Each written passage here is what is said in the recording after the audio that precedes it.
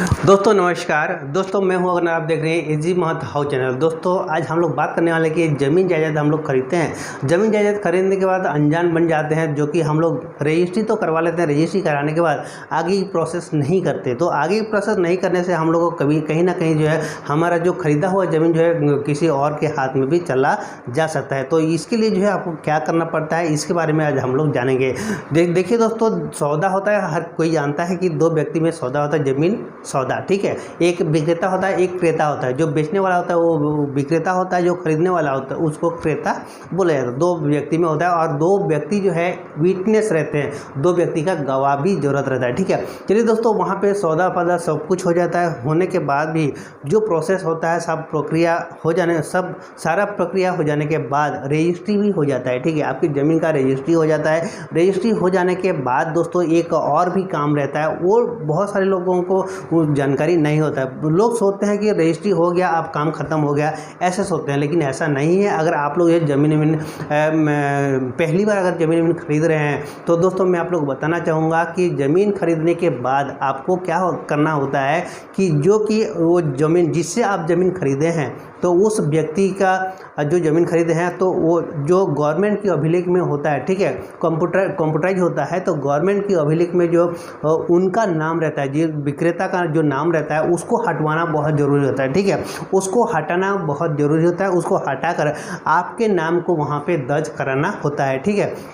बहुत सारे लोग जो है ये काम नहीं करते हैं, ठीक है। ये काम नहीं करने की वजह से उन लोगों का आगे चल के क्या होता है कि वो व्यक्ति जिनके पास जो ज़मीन बेचा हुआ है, जो जिस व्यक्ति से आपने ज़मीन खरीदा है, वो व्यक्ति जो है कि दूसरे के पास भी दोबारा तिबारा भी बेच सकता है, दोबारा भी रजिस्ट्री हो जाता है। इस टाइप का भी धोखाधड़ी होता है दोस्तों। तो इसलिए जो है मैं आप लोगों को कह रहा हूँ कि जैसे आपका रजिस्ट्री हो जाता है, रजिस्ट्री होने के बाद जो है 1 महीने के अंदर अंदर ही, यानी कि 15 दिन के बाद आप जो है प्रोसेस डाल सकते हैं, ठीक है। 15 दिन के बाद आप जो है उसको जो है नामांतरण करा सकते हैं। नामांतरण यानी कि प्रमाणीकरण करा सकते हैं, ठीक है। जो जिसे बोलते हैं दाखिल खारिज।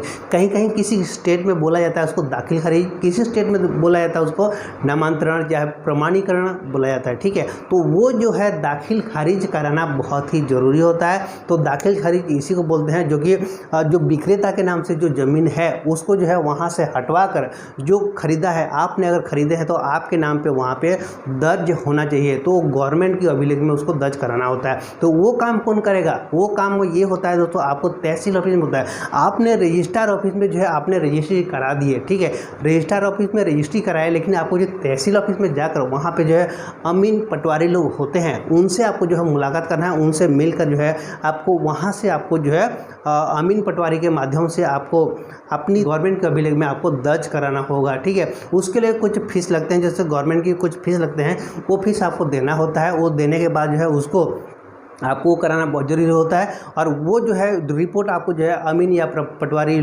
साहब का करेंगे, उसको आपको वहाँ पे जो है नामांतरण या प्रमाणीकरण करके या दाखिल खारिज करके आपको रिपोर्ट देते हैं। तो वहाँ पे एक कुछ किसान किताब भी बनता है, ठीक है। एक छोटा सा किताब बनता है, किसान किताब आपको मिल जाता है। और दूसरी बात यह है कि जो गवर्नमेंट के अभिलेख में जो दर्ज होता है, तो वहाँ पर एक रिपोर्ट निकल कर आता है, जिसे बोलते हैं B1 P2। जी हाँ, B1 P2 निकल कर आता है। वो आपके नाम पर होना चाहिए। जैसे पहले तो किसी और के नाम से था, लेकिन जो है आपने ज़मीन खरीद लिया, तो अब जो है आपके नाम से वो ज़मीन होना चाहिए, दिखना चाहिए वहाँ पे कि गवर्नमेंट की अभिलेख में जो है आपका नाम वहाँ पर मेंशन हुआ रहना चाहिए, वहाँ पे दिखना चाहिए। भाई खसरा नंबर जो है ये जितना है वो खसरा नंबर आपका दिखाई देगा। और जो है रकबा कितना है, कितना ज़मीन आप लिए हैं, वो रकबा उतना है कि नहीं, उसको भी चेक कीजिएगा। और आपका नाम दिख रहा है कि नहीं, आपका पता दिख रहा है कि नहीं, वो सारी चीज़ें आप चेक कीजिएगा। आप अपनी मोबाइल के माध्यम से ऑनलाइन जो है आप लोग चेक कर सकते हैं। आजकल जो है सारी जो है ऑनलाइन सिस्टम हो गया है, तो वहाँ से आप घर बैठे बैठे भी आप चेक कर सकते हैं। लेकिन जो है ये काम कराने का सिस्टम जो है पटवारी या अमीन के माध्यम से ही होता है, वो तहसीलदार भी कराते हैं, ठीक है।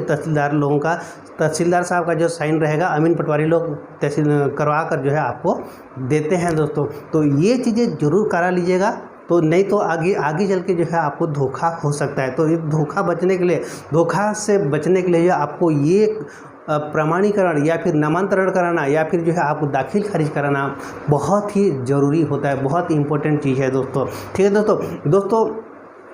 उम्मीद है कि आज का ये वीडियो ज़रूर पसंद आया होगा। तो और चैनल में अगर नए हैं तो इस चैनल को सब्सक्राइब करके रखे रहें। दोस्तों आज के लिए इतने, फिर मिलते हैं नए वीडियो के साथ, तब तक के लिए नमस्कार।